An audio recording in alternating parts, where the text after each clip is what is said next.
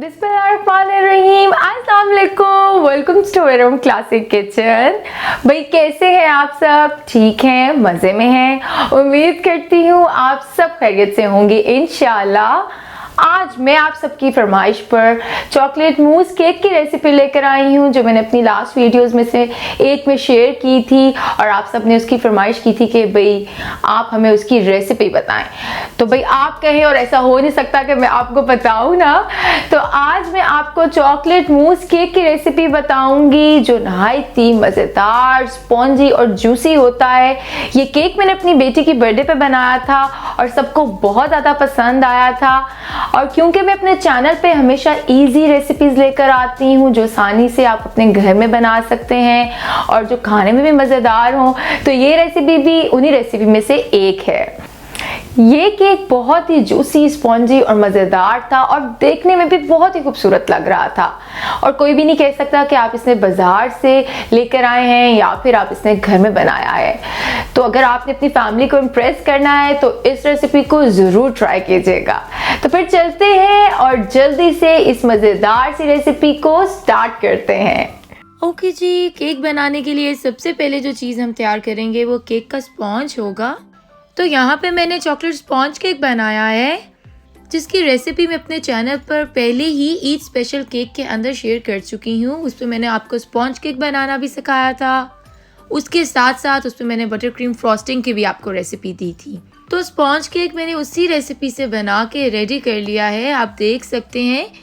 Cake बनाने के बाद मैंने उसके स्लाइसेस कर लिए हैं। स्लाइसेस कैसे करने हैं ये भी मैंने आपको उस रेसिपी में बताया है। अगर आपने वो मेरी ईद स्पेशल केक की रेसिपी मिस की है तो उसका लिंक मैं डिस्क्रिप्शन में दे रही हूँ, आप चाहें तो उसे चेक कर सकते हैं। और अब यहाँ पर मैंने चॉकलेट मूस पहले से ही तैयार करके रख लिया है और इसकी रेसिपी भी अपने चैनल पर पहले ही आपके साथ शेयर कर चुकी हूँ। वीडियो लेंथी ना हो इसीलिए मैं अभी शेयर नहीं कर रही हूँ। आप चाहें तो इन सारी रेसिपीज़ का लिंक नीचे डिस्क्रिप्शन में देख सकते हैं।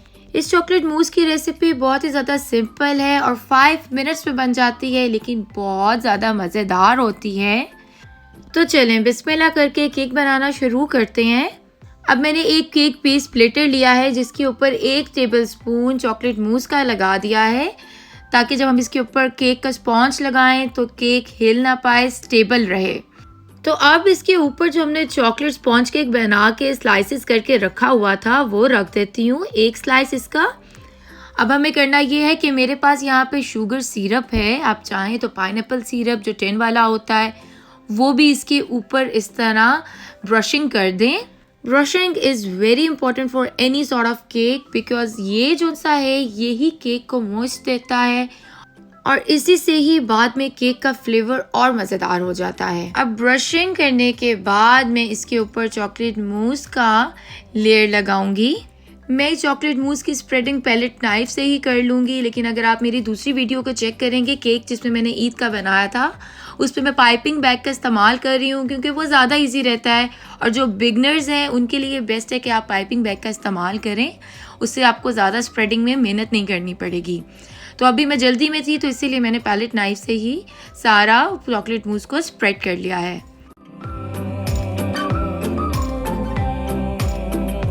ओके जी, चॉकलेट मूस की स्प्रेडिंग करने के बाद अब इसके ऊपर हम चॉकलेट गनाश डालेंगे। ये रेसिपी भी मैं अपने चैनल पर आपके साथ पहले शेयर कर चुकी हूँ। जैसे कि मेरे चैनल पर हर रेसिपी इजी होती है, सिंपल इंग्रेडिएंट से बनती है, लेकिन बहुत ज़्यादा मज़ेदार होती है जायके में। तो ये रेसिपी भी उन्हीं रेसिपी में से एक है। तो चलें भाई, अब इसके ऊपर हम चॉकलेट गनाश डालते हैं। इस तरह मैं इसको सर्कल्स में ही डाल रही हूँ, सिंपली। कोई ज़्यादा इसको मैं फैंसी तरीके से नहीं डालूंगी क्योंकि इसने केक की लेयर्स के अंदर आना है और केक के स्पॉन्ज के अंदर ऑब्जर्व हो जाना है। इसीलिए मैं इसको ज़्यादा फैंसी तरीके से नहीं डाल रही हूँ। सिंपल इसको सर्कल्स में मैंने इवनली स्प्रेड कर दिया है, क्योंकि जब इसके ऊपर हम स्पॉन्ज रखेंगे, जैसे कि अभी मैं इसकी दूसरी लेयर को स्पॉन्ज केक की रख रही हूँ, तो ये स्पॉन्ज के अंदर चला जाएगा। ओके जी, अगेन अब मैं इसके ऊपर शुगर सिरप का इस्तेमाल कर रही हूँ। आप चाहें तो पाइनएप्पल सिरप या फिर दूध का भी इस्तेमाल कर सकते हैं। ब्रशिंग करने के बाद अगेन इसके ऊपर चॉकलेट मूस की स्प्रेडिंग करेंगे।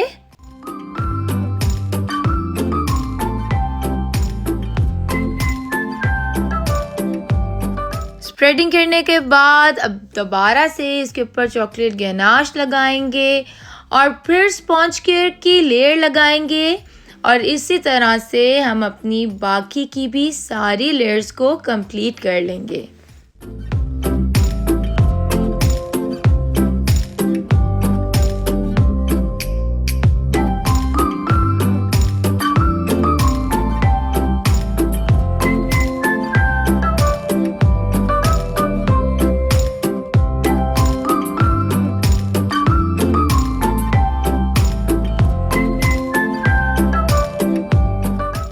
ओके जी, अब मैंने लास्ट लेयर स्पॉन्ज केक की ऊपर लगा दी है। देख सकते हैं आप, टोटल मैंने 6 लेयर्स का ये केक बनाया है।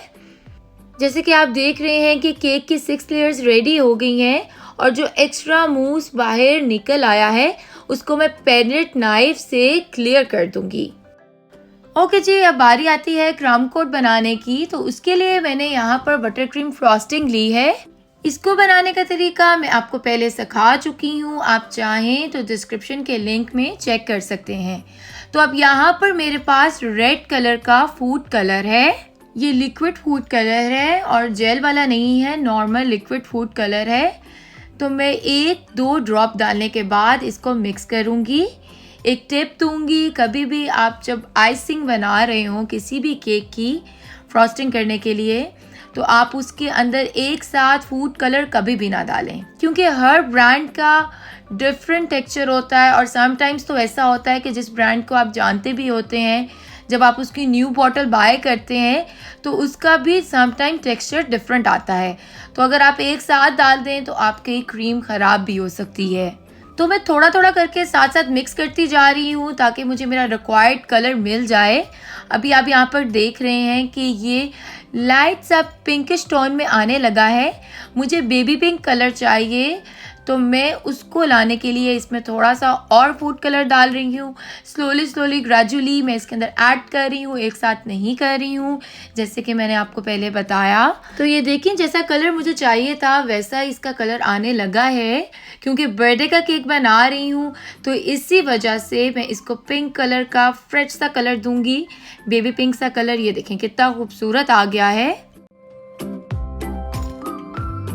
तो करना भी हमें ये है कि हम एक हाइटेड ग्लास लेंगे और उसके अंदर हम पाइपिंग बैग को यूँ लगा देंगे और फिर उसके अंदर हम बटर क्रीम फ्रॉस्टिंग को डालेंगे। ग्लास के अंदर पाइपिंग बैग रखने से फ्रॉस्टिंग आपकी इजीली अंदर चली जाती है। और यहाँ पे मैंने जो नोज़ल का यूज़ किया है वह नोज़ल नंबर 12 है। ये रशियन नोज़ल नहीं है, नॉर्मल रेगुलर नोज़ल्स हैं।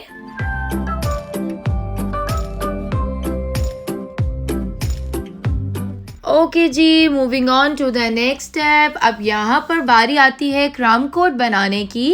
क्रम्ब कोट बेसिकली केक की आउटर थिन लेयर जो होती है उसको कहते हैं। तो क्रम्ब कोट बनाने के लिए मैं पाइपिंग बैग का इस्तेमाल करूँगी।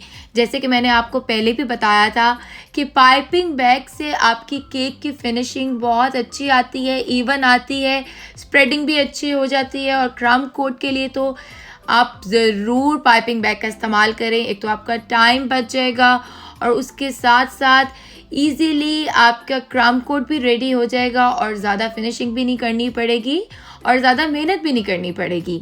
तो चले भाई, जल्दी से हम पाइपिंग बैग से सारी क्रीम को केक के ऊपर लगा देते हैं। और जब आपको लगे कि क्रीम कम हो गई है पाइपिंग बैग के अंदर तो और डालें और दोबारा से काम स्टार्ट कर दें।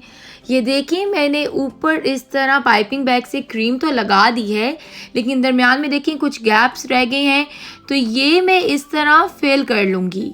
अगेन इससे ये होगा कि हमें ज़्यादा मेहनत नहीं करनी पड़ेगी और पता चल जाएगा कि कहाँ कहाँ पे स्पॉट्स हैं और कहाँ कहाँ पे हमें काम करना है। तो यूँ मैं इन सारे गैप्स को फिल करती जाऊँगी। तो अब बारी आती है केक की फिनिशिंग करने की। तो उसके लिए आप इस केक गैजेट का भी इस्तेमाल कर सकते हैं। मैंने अपनी पिछले केक की रेसिपी में इसी का इस्तेमाल किया था, लेकिन इस रेसिपी में मैं पैलेट नाइफ का इस्तेमाल करूँगी। जैसे कि आप देख सकते हैं कि एक हाथ में मैंने पैलेट नाइफ पकड़ी है और दूसरे हाथ से मैं केक ट्रे को मूव कर रही हूँ। और उसके साथ साथ ही जो एक्स्ट्रा क्रीम नाइफ पर लग गई है, साथ साथ ही हमें उसे उतारते जाना है और टिश्यू पेपर से भी उसको साफ करते जाना है। तो ये प्रोसेस हम रिपीट करते जाएंगे और ये देखें कितनी अच्छी फिनिशिंग आ रही है, लेकिन उसके साथ साथ कितनी एक्स्ट्रा क्रीम भी निकल रही है। अगेन क्रीम को हम साफ करेंगे, फिर टिश्यू पेपर से साफ करेंगे और दोबारा से ये हम प्रोसेस स्टार्ट करेंगे। अब ये देखें जो क्रीम के अंदर हमें अनइवन स्पॉट्स नज़र आ रहे हैं, तो हमारी नाइफ पे जो क्रीम लगी हुई है उसको हम इसे फिल कर देंगे।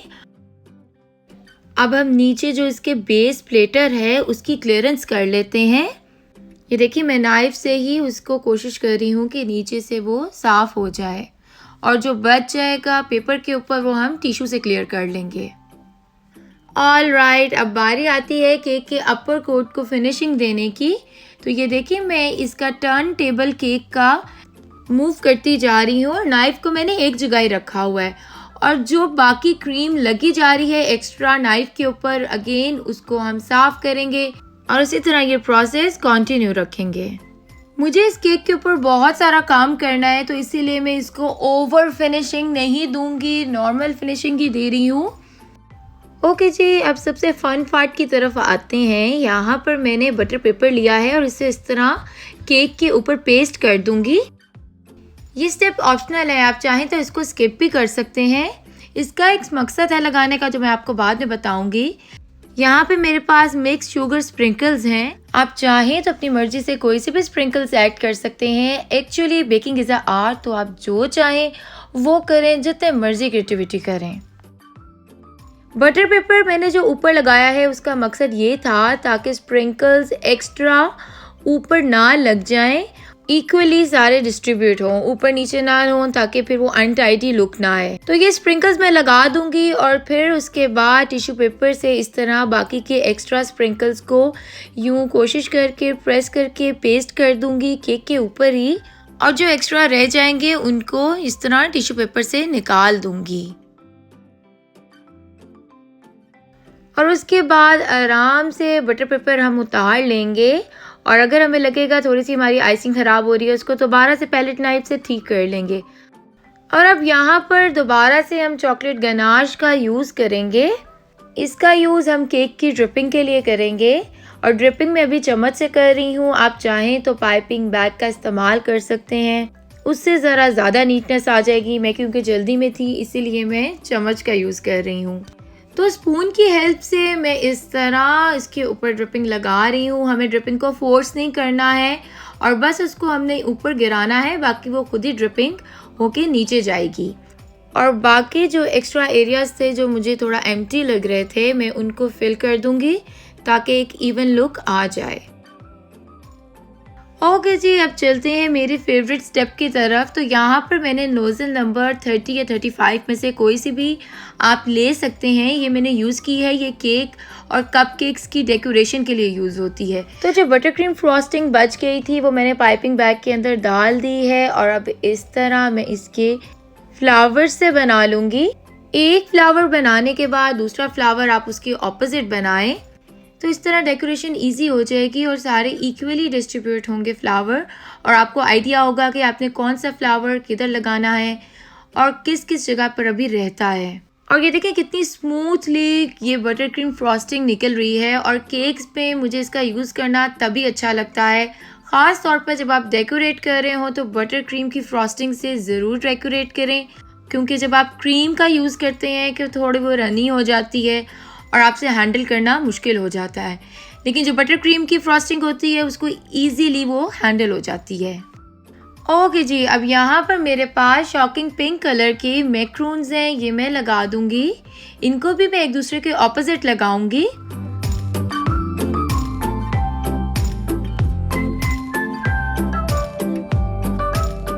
मैक्रून्स लगाने के बाद यहाँ पर मेरे पास फेरेरो रोशर है, तो केक को और ख़ूबसूरत बनाने के लिए ये भी हम इसके ऊपर इस तरह लगा देंगे। जिस जगह हमें लगेगा कि थोड़ी स्पेस एम्प्टी है उधर हम लगाते जाएंगे। और ये देखें कितनी खूबसूरत लुक आ रही है। और अब यहाँ पर एक और काम करेंगे। ये मेरे पास एडिबल गोल्ड पाउडर है जो इसके ऊपर मैं फ्लावर्स के ऊपर स्प्रिंकल करूँगी और थोड़ा सा सेंटर में भी स्प्रिंकल कर दूँगी। और बस हमारा बहुत ही मज़ेदार सा स्पेशल बर्थडे केक बिल्कुल रेडी है।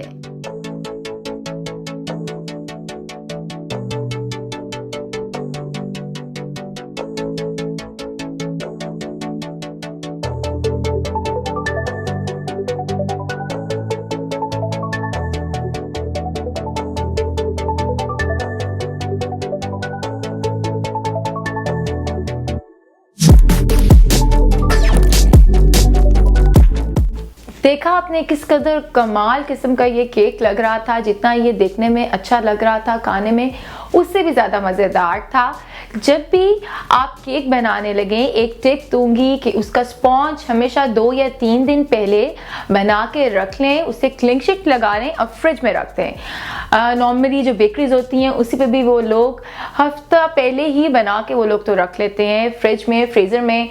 तो आप 3 दिन पहले बना के उसका स्पॉन्ज फ्रिज में रखें और जब आपने जिस दिन आपका इवेंट हो उससे 1 दिन पहले आप केक बना के फ्रिज में रख सकते हैं और नेक्स्ट डे आप उसे गेस्ट को सर्व करें। तो उससे क्या होगा कि केक के जो जूसेस हैं वो अच्छी तरह आ चुके होंगे केक में, केक और जूसी, स्पॉन्जी और मज़ेदार हो चुका होगा। तो ओके, इसको बात करते हुए मेरे मुंह में पानी आ रहा है क्योंकि केक वाकई बहुत ही मज़ेदार था।